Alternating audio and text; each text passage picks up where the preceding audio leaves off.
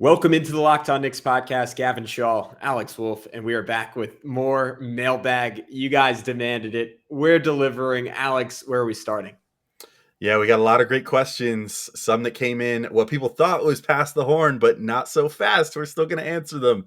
We're going to talk about a hypothetical about some prime point guards and which one would be the best and the most fun on the Knicks. Super fun question there. Talk about a couple trades and what we think of them. One to move up in the draft, another one to get off some veterans.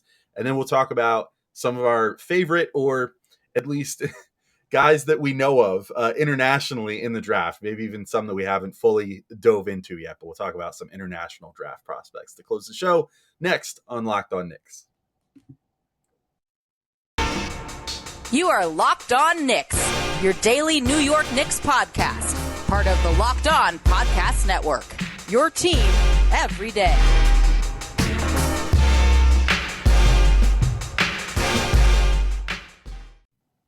You are Locked On Knicks, your daily New York Knicks podcast, and we wanted to thank you for making Locked On Knicks your first listen today and every day. We are now available on all platforms, including on YouTube. You should know that at this point, but if you don't, if you're new, we welcome you to check us out. Throw us a subscription, throw us a comment, throw us a like. We really appreciate it. I am Gavin Shaw, a play-by-play broadcaster, finishing off my spring season with the New York State Lacrosse Championships over the weekend. And he is Alex Wolf, much more relevant to your concerns, the editor-in-chief of The Strickland, the greatest Knicks website out there. You can check them out on social media at thestrict.land. And we got, thanks to some fantastic fans of The Strickland and some fantastic fans of Locked On Knicks, some final questions for you guys to go through. The first one comes from, with apologies to our guy Jordan Bubb, the greatest question asker of all time, Ignacio at Ignacio Lobregat. He always, maybe not crazy volume, but he hits us with quality every single time. And he says, I know this is late. It's not late, but thought of this just for fun. Prime Marbury, prime Baron Davis, prime Kemba, prime D Rose. Who would have been the most successful one on the current team, and who would be the most entertaining to watch with the current team? Alex, I will throw that your way. Yeah, I saw this question. I immediately started thinking about it, and I think it's pretty hard to argue against prime Derrick Rose as being the best out of them. I mean, he's the only MVP out of them. He, at his peak, was the best of all of them, without a doubt. And the Knicks also, I mean, we talk about this all the time. This is why someone like Jaden Ivey is so appealing. You know, they need more athleticism, more burst. Like, even like 30-something-year-old Derrick Rose on the team currently still has some of the most burst on the whole team. You know, they need more of that quick twitch, blow-by athleticism. And prime Derrick Rose had all that. Of course, the calculus gets a little different there. If it's like, okay, you could pick up Derrick Rose like for his MVP year, but then you're on the hook for everything that comes after that. Obviously, then the calculus changes quite a bit. All of these guys, though, honestly had some injury and or, in the case of Marbury, like personal issues that sort of derailed their careers too early, one might argue. Yeah, I don't know. I mean, I guess if it came down to it then and it was like, injury history counts too, I think my answer would be the same in both respects, which for best and most fun, I think it would be prime Baron Davis. But I was a huge Baron Davis guy. But same deal, like huge athleticism. Like he had so much pop, like in his early Charlotte days, and then he aged pretty gracefully into, the version that was with the Warriors then that had the big upset over the Mavs and everything. Like I think he would be the guy for me if all the baggage comes with them. I think Baron Davis is probably the guy I would end up going with. Just because I loved his game. I liked how it evolved over time. I always thought he was really electric. Great assist man, but also a really dynamic scorer too in his own respect. So I think Baron Davis would be my guy if the injury baggage comes with. But like in a vacuum, I think it's prime Derrick Rose without a doubt. Am I crazy, or didn't Baron Davis blow out his knee on the Knicks? He did. That happen? Yeah. Yeah, but I mean that was so late in his career. Like, yeah, no, I know. I'm just saying the irony of like betting on him to be the healthy guy. I mean, the funny part is that all these guys did play for the Knicks, which is probably why Ignacio asked this question. But right, yeah, no, the Knicks got most of them well past their prime. Yeah, it's a great point. Yeah, but we're totally in sync on this one. Derrick Rose, just flat out best player on this list, gives the Knicks the juice that they're missing, and I think he would make everyone else on the roster, Julius Randle aside, because I don't think anyone can do that, but he would make everyone else on this roster make sense with just his ability to just torpedo a defense. And you think of who he was playing with, like he had some half decent shooting around him with Luol Deng, and I mean that's who I guess they had Rip Hamilton for a little bit on those teams, but you give that version of D Rose modern spacing, like as incredible as Jai's Rose with that was that, but with more bulk too. And just crazy of a layup package. So I just think he would go off in the modern NBA.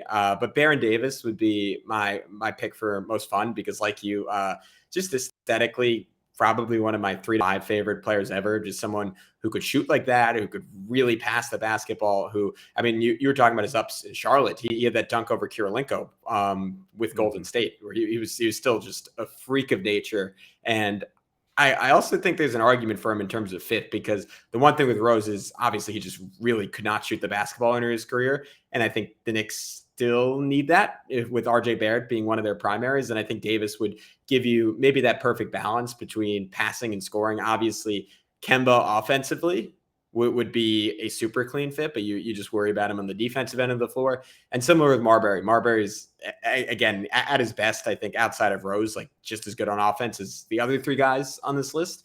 And it was a 6 shooter too, but was a little bit too score first. I know all these guys lean that way, but Marbury was a fantastic passer, but just the way he dominated the ball, I don't know if that would work incredibly well with RJ. But if I'm forgetting something about Stephon Marbury, please someone throw us a comment. All these guys would be a whole lot of fun on the current Knicks, but Rose and Baron Davis is exactly where my mind went as well. Yeah, I'll give Marbury his flowers too. I mean, he was really fun in his own respect. Like I actually think that he and Baron Davis had some similarities to their game in that they were like score first point guards that clearly had the passing chops. But like I think the differentiator is that nuclear athleticism for Baron Davis, which at least in my memory, and maybe it's a little clouded by the Knicks version of Marbury that was like right in his prime sort of when he arrived with the team, but then very quickly descended from that. But I don't remember Marbury ever really having. No, he was in college. He was a sick athlete, and I think Yeah. on not that I've watched a ton of him on the T-Wolves, but I believe on the T-Wolves he could dunk on people, but he wasn't quite Davis. I guess it depends on what you call his prime too. You know what I mean? Like, Yeah. and also Barron's prime. I mean that maybe that changes it too. I guess like maybe with modern medicine, Derrick Rose is better off. So like you take him even with the ACL tear impending at like age 22 because ACLs are handled so much better now. The issue is he still has Tibbs driving him into the ground. He does, yeah. So I don't know. I mean, maybe if you can add him to this team, and old Derrick Rose can tell him, tell all the tricks to young Derrick Rose, then maybe this is like a different thing. Maybe he's doing a fascia stretching or whatever it is, fascia, whatever the term was. Yeah. Yeah. You're like plantar fascia and all that stuff. There's like a whole thing to it. Like it's like very therapeutic apparently, but.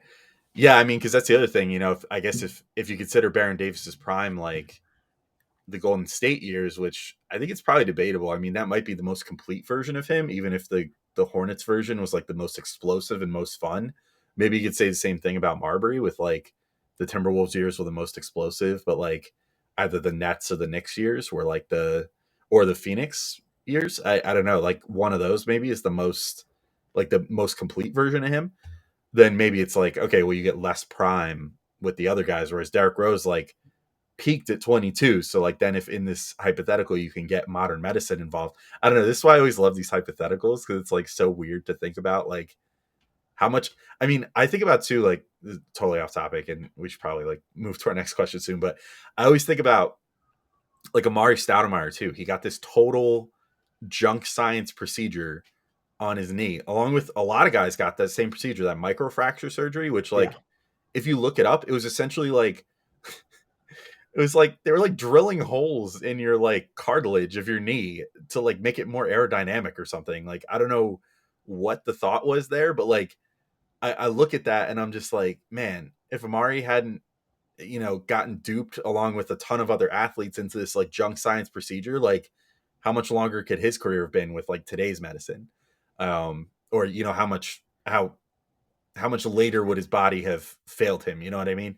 So, because his knees were always going to be bulky, but like I think he probably took like at least 4 or 5 years off his career between the time he was injured in Phoenix and then like with the Knicks, where obviously his body just totally failed him right around like his late 20s. Like, I don't know. It's all very interesting to think about. But yeah, I think final answer in a vacuum, Derrick Rose. I'm still taking Baron Davis anyway, because Baron Davis is just so fun. He would be the most fun option, I think.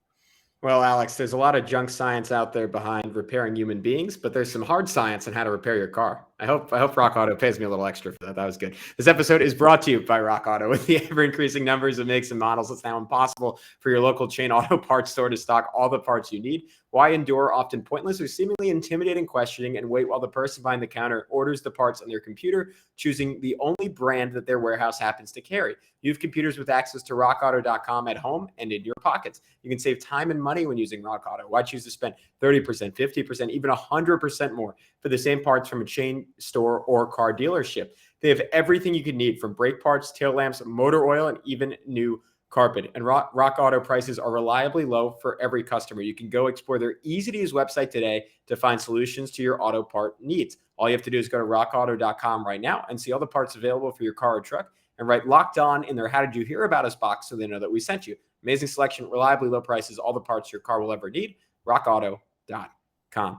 And with that, Alex, we are back, and let's get right into our second question. It comes from the venerable Jared Talbot at Jared Talbot 5 on Twitter. And he wants to know, do you see a possible trade up, including Indiana and Sacramento, to get the New York Knicks up to 4? Something where Randall goes to Indiana, Brogdon goes to Sacramento, Barnes to the New York Knicks for salary, plus picks and young players from New York Knicks to make it work, ideally keeping Obi to play the 4. This is a pretty interesting scenario, Alex, because we've talked about a straight up trade with the Pacers, a straight up trade with the Kings. Neither of us were imaginative enough to come up with a trade that involved all three teams.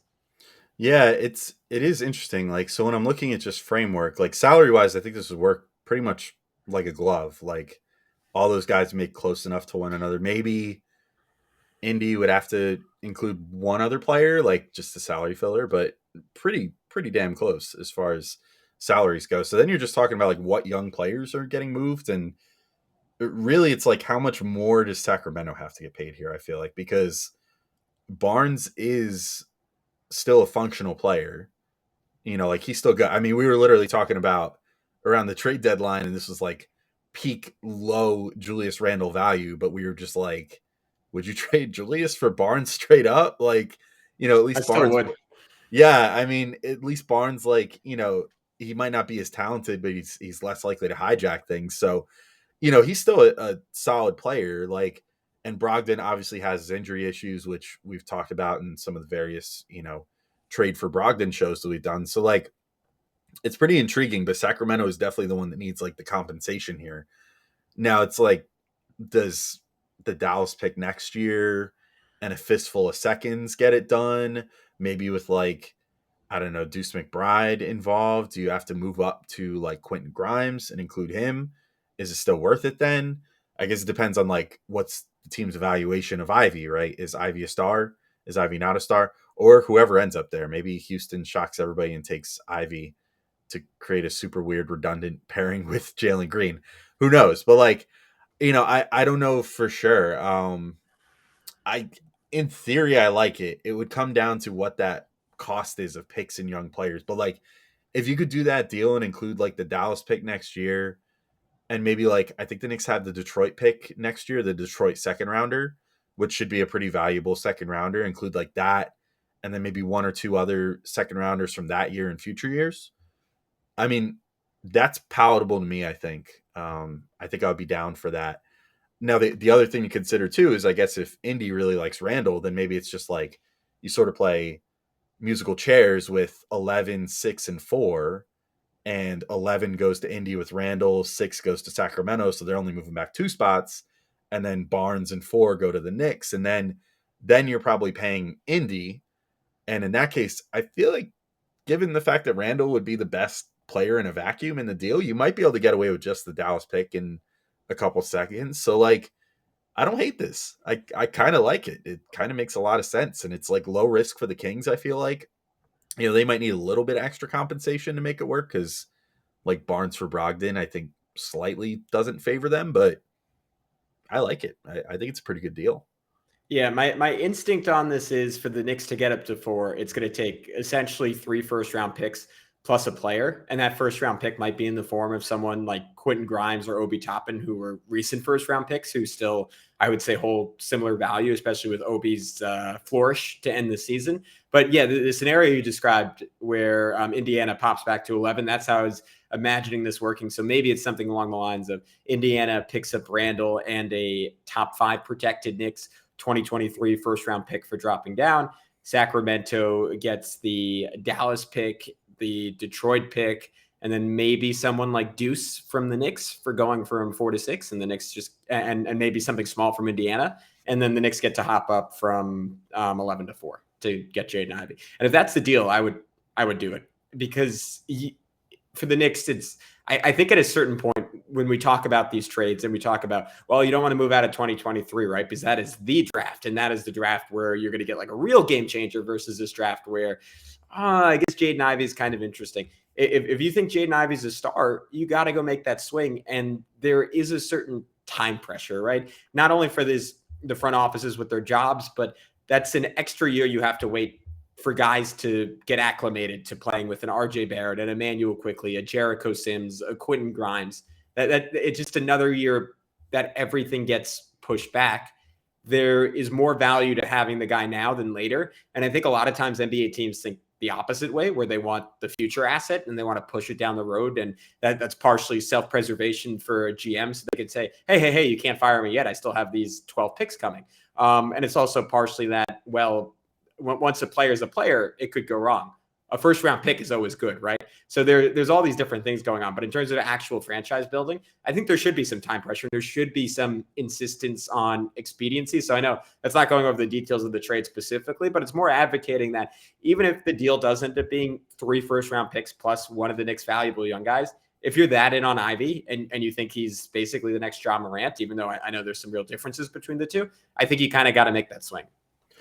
Yeah, I agree about making sure to make the swing. I would not in a million years include the 2023 pick in any way, shape, or form, even if you could lotto protect it. Like, I don't know. I'm just looking up, like, as you were talking there, I went and looked just so I'm like, am I crazy? But like, I looked at next year's like projected draft and like already at this stage, and like, I'll fully admit, I haven't even done my full research on this draft yet. And like, there are already names on next year's draft that I've been hearing about for like a number of years. Like, yeah, but those guys are going in the lottery, right? They're not going. Yeah, but it's like 10 deep, Yeah. if not more. You know what I mean? Like, I really struggle to include a pick next year for anything this year, unless it's that Dallas pick, which like fine, like that's top 10 protected. I don't see that finishing any higher than 20th pick or something. And that's if Dallas doesn't take a step forward and Luka doesn't get better and whatever. Like, I would not include the Knicks' own pick. You know, go a year further in the future or 2 years further in the future. Like, push it down the line a little bit so you can finish building this core and let it coalesce and figure out if it works or not. You know what I mean? Around Ivy, around that pick next year, around RJ Barrett, Emmanuel Quickly, all that stuff. That said, I also feel like because of the inclusion of Randall in this deal, I don't know that they would necessarily have to give up 3 firsts or equivalent value, because I think, you know, the idea here is that Indy would look at Randall and say, hey, we're realistic. You know, we know that, you know, a star player or a player of Randall's caliber is not just going to like outright sign here. So we have confidence in our drafting, whatever, you know, we get some extra assets to make this worth it for us. And we take that flyer on Julius Randall, insert him into our like culture and whatever, give him Rick Carlisle, who's like a good coach and has done really good things with players of various renown, but definitely has done well with like by star players and stuff. And, you know, let's just see how it works. So I think you could get away with it for a little less than that, given the fact that like, even for all his faults, I think Randall is definitely the best player going out in this deal. Especially with the least amount of red flags, like Brogdon with all the health issues and everything. So that's basically where I'm at. But I think it's valid though to say that it might cost a little more than what I said, but I think there would probably be some sort of middle ground where maybe it's like, okay, you could choose between like one of the Knicks' really promising young players or like a protected like 2024 pick or something like that. But I feel like they would leave 2023 off the table just for the overall depth and quality of that draft. Yeah, I think with appropriate protections, you can trade the 2023 pick. But I hear what you're saying. And Top with Randall, 29 protected, I think yeah, is fair. perfect. Yeah. And then we're going to start panicking when the Knicks are on track to win the title next year. They're going to lose the Yeah. pick. Oh God, come on! just cheering against them in Game 7 with all. The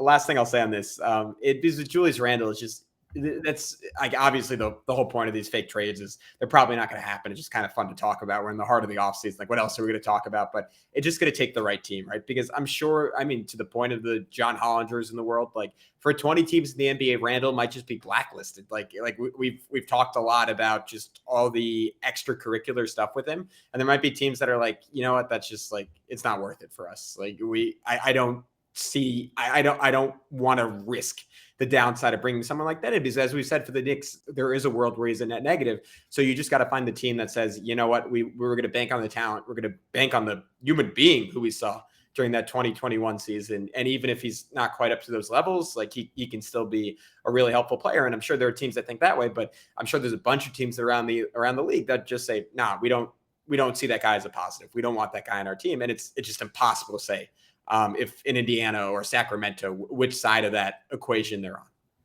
Yeah. Well, Gavin, I tell you what, there might be one more thing that the Knicks can throw in as a sweetener in any given deal like this, and that would be a case of Built Bars. Leon, call me up if you need some. I'll hook it up. I will take care of that. And today's episode is brought to you by Built Bar. And I got to ask a question to all of you listening right now. Don't you love a chewy chocolate brownie? What about a caramel brownie with caramel swirled on top? They're so good. Now, what if I told you that you can have all that chewy, chocolatey deliciousness plus 17 grams of protein? You're in luck because caramel brownie bars are available at built.com right now. And you got to act fast because they are a fan favorite. I can say personally, I love me some caramel brownie Built Bars. I didn't have that flavor, full disclosure, but I did just have a Built Bar when I got home from the gym a couple minutes ago. And honestly, forget about dessert. Built Bars in general, like caramel brownie, amazing. Built Bars in general are better than dessert. The macros are unreal as well. They have 130 calories, 17 grams of protein, and only 4 grams of sugar. I would replace a regular brownie with Built's caramel brownie bar in a heartbeat because, your normal brownies, unless they're like special ones, maybe like your mom's secret recipe or something, most of them don't actually have chocolate on top, but all Built Bars are covered in 100% real chocolate. Like for real. With Built, you don't have to sacrifice tasty for healthy. You can have both, including real chocolate draping every bar. So go to built.com and use promo code LOCKED15 and you can get 15% off your order. Again, use promo code LOCKED15 for 15% off at built.com. And Gavin, we are back to talk more mailbag questions. And we've got a couple questions, I should say, to end the show off here. First one, I pulled one from YouTube. We did open it up. Like, if you want to comment in the YouTube, comments and ask us questions, we're always happy to answer them. So for those of you that are checking us out on YouTube, feel free to comment there. If you don't want to hit us up on Twitter or, Twitter DMs or whatever, YouTube comments, totally fair game. And this comes from Jesse Owen from YouTube. What crazy shake the team up moves could realistically happen? Moving the veterans like Alec Burks, Evan Fournier, Nerlens Noel, Mitchell Robinson, Kemba Walker, and Taj Gibson. Ooh, a lot of names there, Gavin. Maybe is there like one or two you want to zero in on that you think could maybe happen during this offseason? Yeah, I think the Evan Fournier one would be the surprising one at this point, given the way that he finished the season and at least the perceived, mostly by journalists, I haven't seen a lot of inside reporting on it, lack of value that he has around the NBA. I would be surprised if the Knicks got a positive return for him, but I would also be pretty upset if they attached an asset, even if it was a second round pick, to move off it. Well, not upset, because I guess there's a world where they're doing that to get someone like Quentin Grimes more time, to get someone like Cam Reddish more time. But I think we're underestimating the extent that the front office realizes what happened last year, specifically in regards to Tibbs running the team and favoring those vets over the young guys was unsustainable, to the point that I do think there'll be some move to head in a more definitive direction, whether that's trading a vet to allow the young guys to play, or, and this would hurt us, but to trade one of the young guys and say, hey, we're still all in on the idea of winning as many games as possible and being a 6 seed and losing in 5 games in the first round. I think you guys know where I stand on those two options, but I think we're going to be, well, not surprised because I'm saying I think it's going to happen, but I think there will be some kind of big trade this offseason that the Knicks are involved with, not for a star, but just in terms of sending their roster one direction or the other. Yeah, when I was thinking about what moves, because I was thinking about the nature of the question, right? Like crazy shake up the team moves. Like I think Fournier might be my guy too. I will say about Fournier, the one thing that I feel like is maybe the case, and I feel like this is kind of the case with most guys on the Knicks.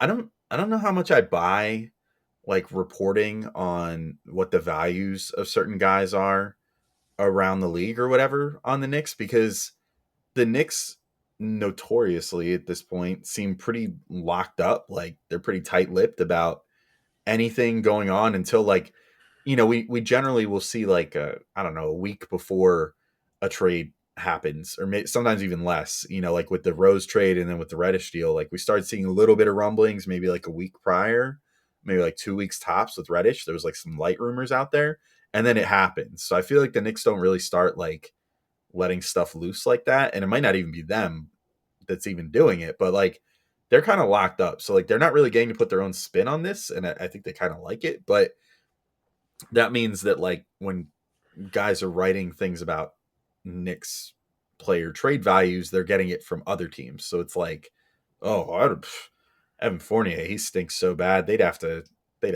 attach something to him to make me take him. And then all of a sudden that's in the ether, that's out there. That's in a trade column or whatever. That's in a Hollinger piece or whoever happens to write it, So I wonder if Fournier would actually have negative value. I feel like he wouldn't. I mean, I don't think that the player that we saw to close last year after, Tibbs finally like got off of his, like, you're just Reggie Bullock kick.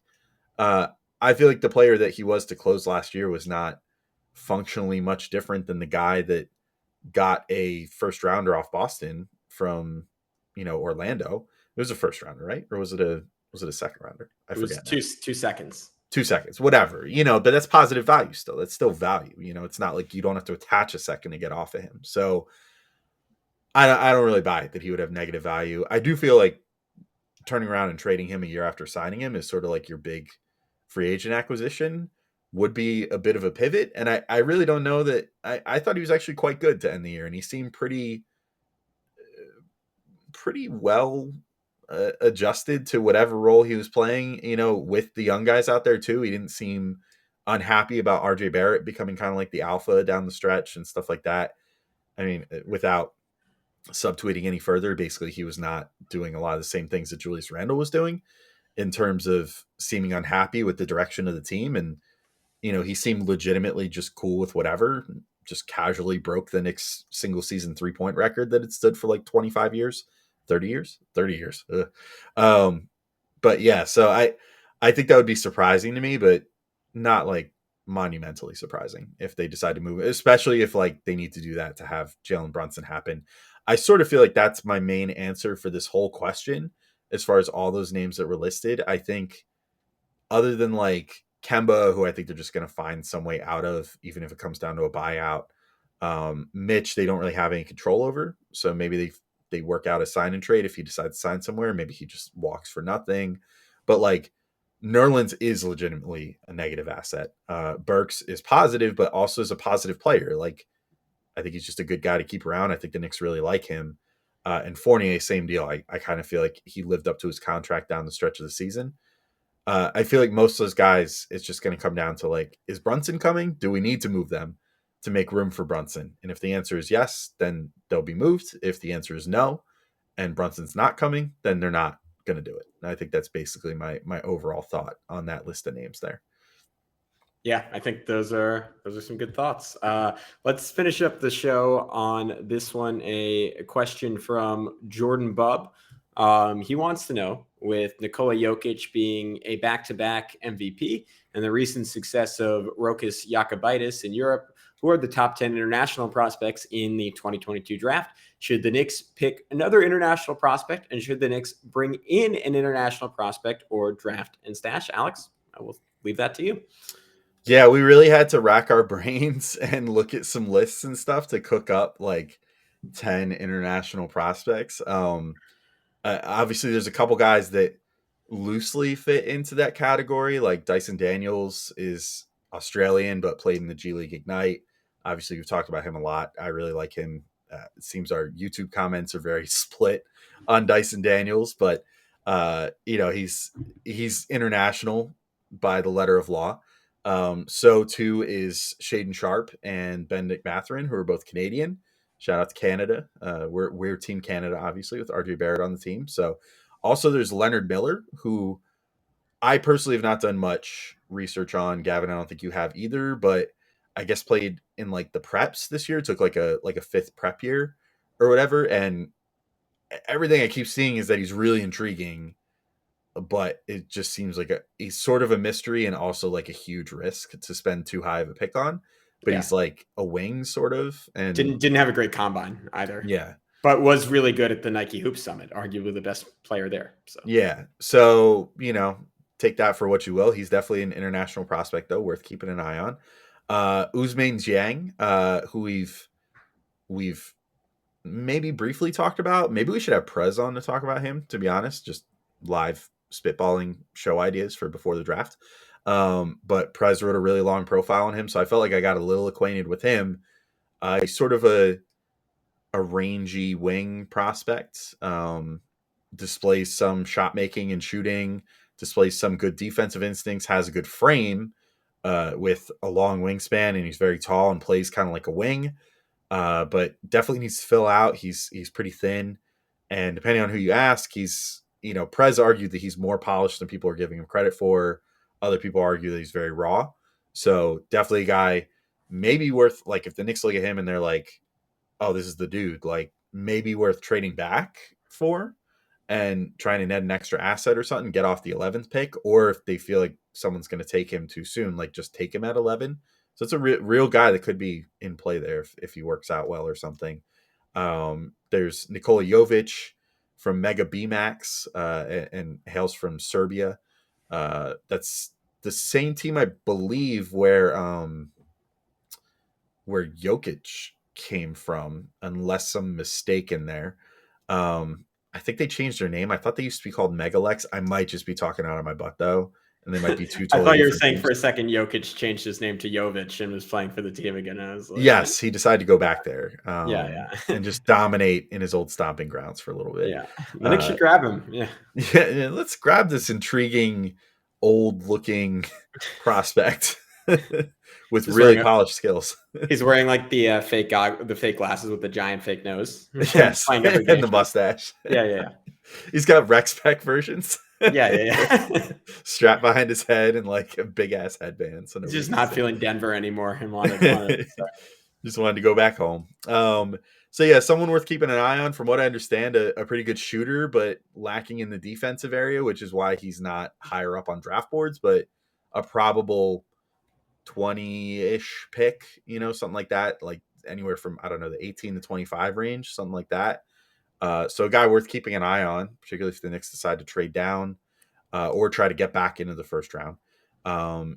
Ismail Kamagate, who plays for Paris basketball, and he came recommended from Rafael Barlow the last time he was on, who specifically told a story about how in one of the like youth tournaments that Kamagate like locked up and soundly outplayed Victor Wembanyama, which is really impressive. Considering the caliber of prospect that Wembanyama is, and the fact that Wembanyama like embarrasses full-grown adults all the time. So Kamagate, maybe a guy worth looking at that with that 42nd pick. Gene Montero is from Dominican Republic, played for the Overtime Elite.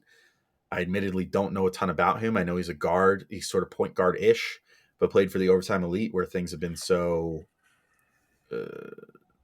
hard to like film and stuff, and evaluation has been hard from what I understand, because they essentially played in their own bubble. So that's been a little weird. Hugo Besson, a guard from the NBL. He's from France originally.